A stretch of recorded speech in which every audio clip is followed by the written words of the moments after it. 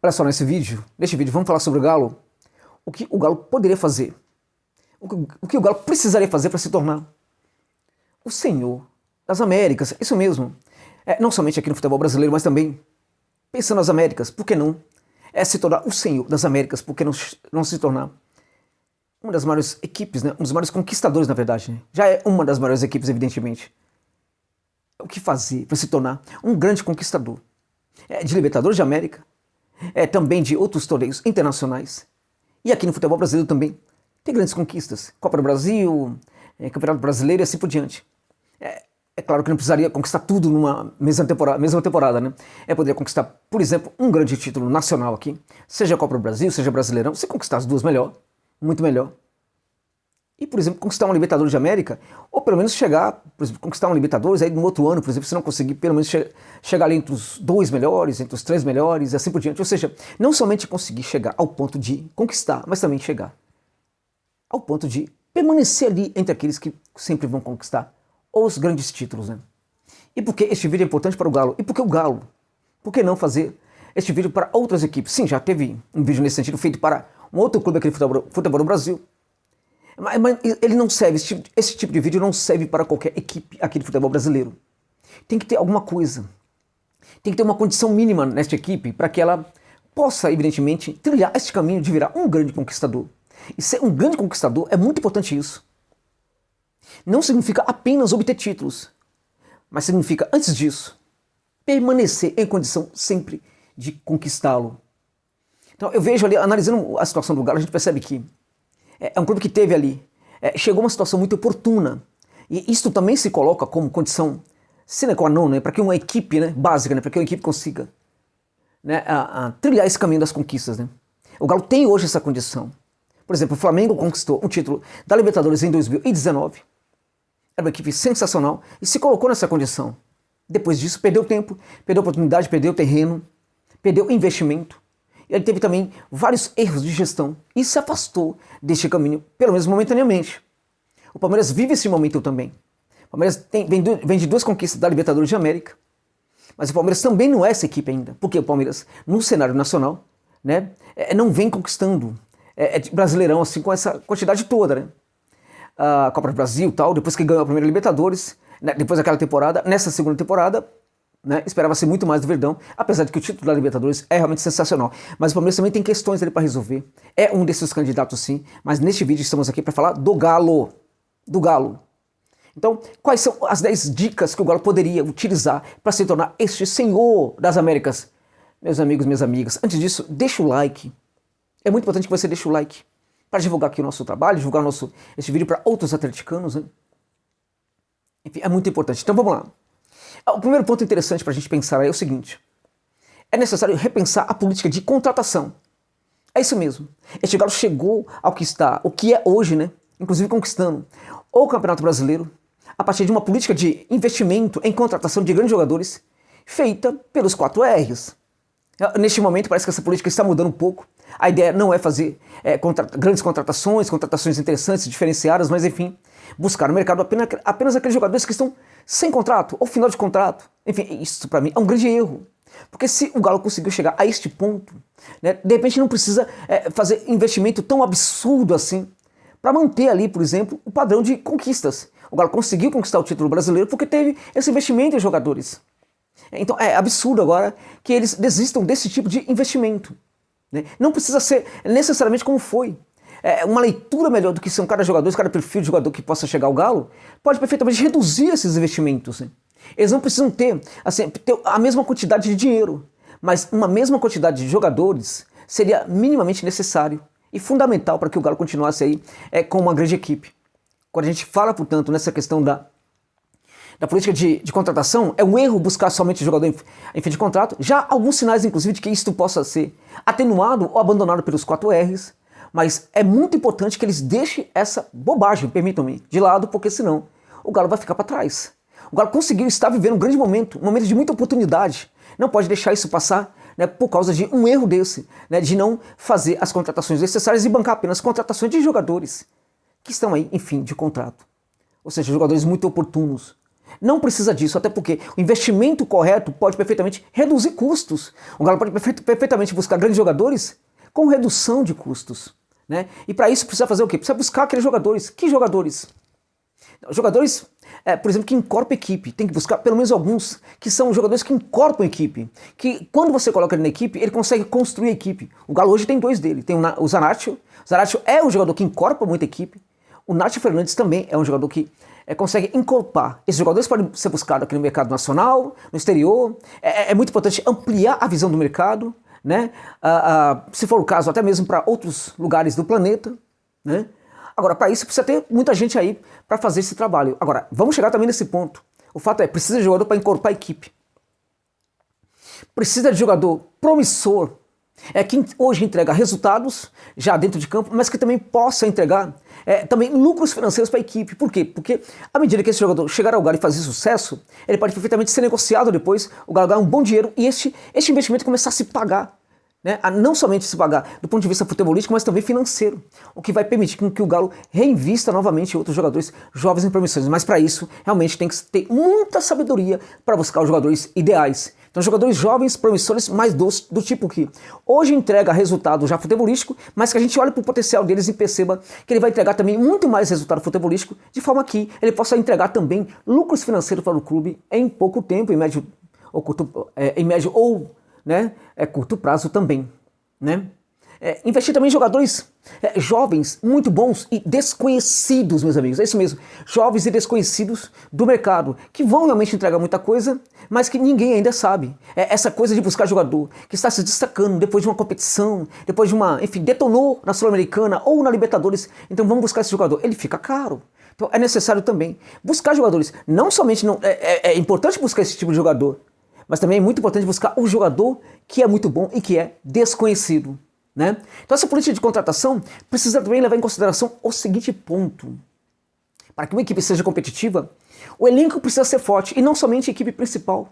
Equipe principal de 11, equipe principal de 13, de 14 e de 15 jogadores. O elenco precisa ser muito forte. Por quê? Porque nessas competições aqui na América do Sul, né, com o nosso calendário, é muito normal contusões, lesões, enfim, também suspensões, desgaste emocional. Então é muito importante que a equipe tenha um grande elenco. E este é um grande ponto hoje da danificação momentânea do projeto do Galo. Porque o Galo tinha jogadores interessantes no elenco. Na temporada passada, perdeu esses jogadores. Perdeu alguns jogadores no elenco que poderiam ser utilizados saindo do banco de reservas. O Cuca tinha uma grande vantagem que o Mohamed não tem.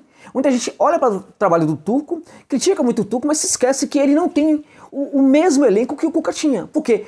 O elenco, no seu banco de reservas, foi realmente bastante danificado, porque jogadores saíram e jogadores à altura não voltaram. Hoje o Turco precisa bancar, inclusive, alguns jogadores jovens. Agora, este bancar de jogadores jovens não vem acompanhado, por exemplo, de uma política, né, de promoção da base, né, assumida publicamente pelo clube. Então, o que acontece? Fica muita pressão para um técnico, isso em qualquer lugar, e é muito complicado que ele utilize jogadores jovens. Pode usar um ou outro, mas não é tão fácil. Né? Então o Tuchel pode perfeitamente ser responsável por de repente não dar tanta oportunidade para o Fábio. Ele poderia trabalhar um pouco mais as oportunidades para o Fábio. Mas o Fábio é esse jogador? Você confia que ele é solução para o Galo?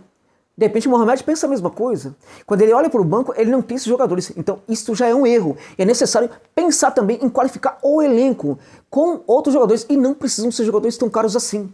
Dá para buscar bons jogadores aí no mercado também. E muito interessante.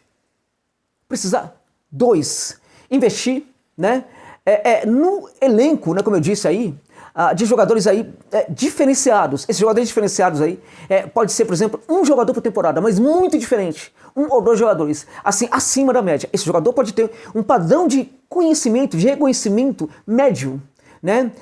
Até grande em algumas situações, mas médio, né? Pode ser também um jogador repatriado, e não qualquer um. É muito importante pensar no encaixe desse jogador também no elenco. Um jogador para chegar e assumir a responsabilidade. Ele é diferente, por exemplo, do jogador que incorpora a equipe. Ele é diferente do jovem. Ele pode ser jovem, né? Ele pode perfeitamente ser jovem, mas dificilmente ele vai ser tão jovem assim e chegar para decidir. Agora, é importante também buscar esse tipo de jogador, né? Bom, vamos lá. Terceiro ponto, na verdade, é investir. Para tudo isso acontecer aí que a gente falou, né? É muito importante também fazer o seguinte: investir no Red Scout, meus amigos. É isso mesmo. um head scout, um chefe, um cabeça da equipe de scout do Galo. Isso é muito importante. Agora, não basta, por exemplo, você investir num grande head scout. Você tem também que dar liberdade, né, independência para essa equipe, para que ela assine, legitime contratações, né? Isso é muito importante, isso é o que acontece hoje no River Plate. Então o que acontece? Quando o técnico quer um jogador, ele não fica apontando jogadores no mercado. Isso é um erro muito grande. O que o técnico tem que fazer? Ele tem que entregar as necessidades para a equipe de scout. Ó, eu tô precisando, por exemplo, de um lateral direito, tô precisando de um lateral esquerdo. Os caras vão lá e encontram 10 nomes, apresentam para ele, e aí ele escolhe 3, por exemplo, né, que é o que acontece em alguns clubes sérios, escolhe 3, esses 3 nomes são levados para, por exemplo, ali para o departamento financeiro, né, para o departamento de futebol, e eles vão analisar o custo-benefício para escolher um desses jogadores. É assim que tem que funcionar. Agora, tem que parar com essa história de que o empresário vai substituir o scout do clube, o que acontece no Galo e o que acontece também em outros clubes do futebol brasileiro. É muito importante, portanto, que esse head scout tenha independência para fazer o trabalho dele. Que quando ele analisar um jogador e falar, esse aqui não serve, acabou. Que é o que acontece no River. Um dos auxiliares do Galhardo indicou um jogador para o River, e ele, né, auxiliar do Galhardo, tem tanto poder como o Galhardo, de certa forma, porque o Galhardo dá esse poder para os seus auxiliares no River. O que acontece? A equipe de scout analisou e avaliou que o jogador não era interessante para o River. Acabou a conversa. E ficou tudo bem. Porque tem que ser assim. Essa equipe tem de ter independência, força, por isso que tem que ter o head scout. Porque o head scout tem que proteger o trabalho da equipe de scout, né, também avaliar esses profissionais, né, e também defender o trabalho deles. Então o que ele fala, o que o scout fala, acabou. E ninguém mais se mete nisso. Entende? Isso seria uma grande evolução, não somente no Galo, mas também um exemplo para outros clubes aqui no futebol brasileiro. O Flamengo pode contratar o José Boto, que é um chefe de scout, por exemplo, do Shakhtar Donetsk. Né? Também pode ser dirigente de futebol, pode ser executivo, pode ser, enfim. Mas ele pode perfeitamente chegar aí. Ele também pode ser uma outra coisa que pode ser interessante para o Galo, eu vou falar já já. Né? Agora, esse cara, por exemplo, o Flamengo pode ir atrás dele. Por que o Galo não pode ir atrás também? Por que o Galo não vai atrás? E outra coisa, esses head scouts não precisam ser brasileiros, gente. Pode ser argentino, equatoriano, chileno, paraguaio, uruguaio, né, espanhol, uruguaio. Tem que ser o melhor. E aí tem que olhar para o mercado e buscar o melhor, seja no Brasil ou seja fora do Brasil. Né?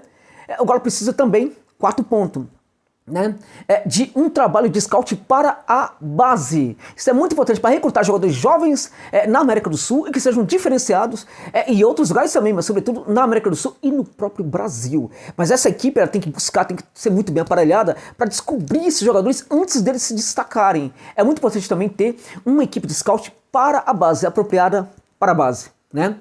Quinto ponto, né? Quinta dica, um gerente de futebol. E aí também você veria um cara como o José Boto. Ou fazer como Del Valle, se não tem aqui no Brasil, desculpa, lá no Equador, né? Ele vai buscar na Europa. Ele vai olhar para a Europa, qual é o melhor? Dá pra gente contratar? Dá, então vamos contratar. Não dá. Não, nos Estados Unidos tem um. Ele é bom? É muito bom. Dá para contratar? Dá, então vamos buscá-lo. É mais ou menos isso também. É muito importante ter um gerente de futebol. Para quê? Porque para ele fazer um meio campo, meus amigos, entre a comissão técnica e os dirigentes. E é também aquele cara no departamento de futebol que vai analisar e cobrar desempenho de jogadores, que é uma coisa que ninguém faz aqui no Brasil.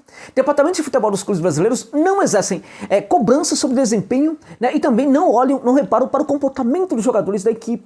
Isso tudo fica para o técnico. E é errado. Não é técnico de futebol, por exemplo, que tem que gerar punição para jogador que vai para a balada. Não é técnico que tem que gerar punição para jogador que chega atrasado. Quem faz isso é o departamento de futebol. Olha como você facilita o trabalho do técnico quando você tem profissionais aí interessantes para fazer, para pegar essas atribuições. O cara para fazer isso é um gerente de futebol. O Galo precisa de um e de um cara competente. Não tem no Brasil? Busca na América do Sul. Não tem na América do Sul? Busca na Europa. Afinal de contas, é Galo. E tem que ser Galo. E quando a gente fala Galo, tem que pensar num clube à altura do que é a sua gigantesca e apaixonada torcida. Ok? Sexto ponto, auxiliar, né? Auxiliar do executivo de futebol. Ou seja, o Caetano, você pode questionar o Caetano por tudo. Mas o trabalho que ele faz é um trabalho de muita responsabilidade. Eu até acho que a gente pode pensar ou repensar a competência dele, a não competência dele, enfim, isso tudo pode ser colocado. Mas o fato é que o Galo tende a buscar um auxiliar, né? Um cara com poder, mas não um amigo dele. Não pode ser um amigo do cara, porque senão ele mesmo indica. Né? E aí vai indicar um cara que não... Enfim, o que ele falar tá tudo muito bem. Tem que ser um cara de personalidade, um cara bom para debater, para gerar ali um debate com o executivo de futebol. E aí um clube vai evoluir quando tiver esses dois, porque na prática a gente vai ter dois grandes executivos ali, pensando as soluções para o clube. Um executivo de futebol é importante, alguns clubes da Europa têm feito isso e têm dado muito sucesso. Ok? Sétimo ponto, sétima dica para o Galo. Uma maior conexão com a sua torcida. É isso, uma maior conexão com a sua torcida. A torcida do Galo é uma das mais apaixonadas e que gera engajamento. Mas a gente percebe o clube muitas vezes distante do seu torcedor. É muito importante afagar também o torcedor, chamar o torcedor e tirar um maior proveito disso. De tal forma que, tirando o maior proveito disso, também gerar um grande aproveitamento para os próprios torcedores. Às vezes pode ser o caso de fazer um jogo com quase nada, né? Com ingresso muito barato. Às vezes pode fazer um jogo também dando ali um afago no sócio torcedor, que o sócio torcedor é outro ponto importante que o clube também tem que investir e cabe nesse ponto aqui, né, de uma maior conexão com a torcida. Isso também implica, né, a questão do sócio-torcedor. Mas é muito importante ter essa conexão real, de verdade, então, se aproximar da torcida, contratar profissionais para gerar essa aproximação, para gerar essa maior conexão, porque a torcida vai ganhar, mas o clube também vai. E muito, meus amigos. Né? Oitavo ponto, uma reavaliação, né, sobre a dívida, um plano para a dívida, né, e uma transparência sobre o processo de pagamento e de redução de dívida. Essa transparência é muito importante para que o Galo atraia investidores tops no mundo, gente. Os clubes que costumam apresentar essa transparência costumam ter grandes investimentos aí estrangeiros, mas grandes investimentos. Parece muito pouca coisa, mas não é pouca coisa. Isso realmente difere, é muito diferente e pode fazer o clube dar passos muito largos para ser o Senhor das Américas, meus amigos, tá certo? Nono ponto, né? Fim da amizade, é isso mesmo, fim da amizade. A gente tá falando em profissionalização do departamento de futebol e de outros departamentos do clube. A gente pode saber, por exemplo, que de repente o cara da educação física não é muito bom, que o médico do clube não é muito bom, que o cara da fisiologia, enfim, não é muito bom, enfim. Mas a gente não sabe que outros profissionais às vezes também não são tão bons assim. A gente não consegue ver isso. Mas no clube tem muitos setores ali, né, que tem cargos importantes e esses cargos muitas vezes são assumidos, sabe por quem? Pelos amigos. E o clube vira um clube de amigos e tem que acabar com isso. Tem que gerar uma profissionalização muito forte, trazendo os melhores e não os amigos. 10º ponto. Preparação física. Isto é muito importante, meus amigos. Muito importante. Por quê? A preparação física pode fazer com que o jogador, se ela for muito bem trabalhada, pode fazer com que o jogador suporte qualquer calendário.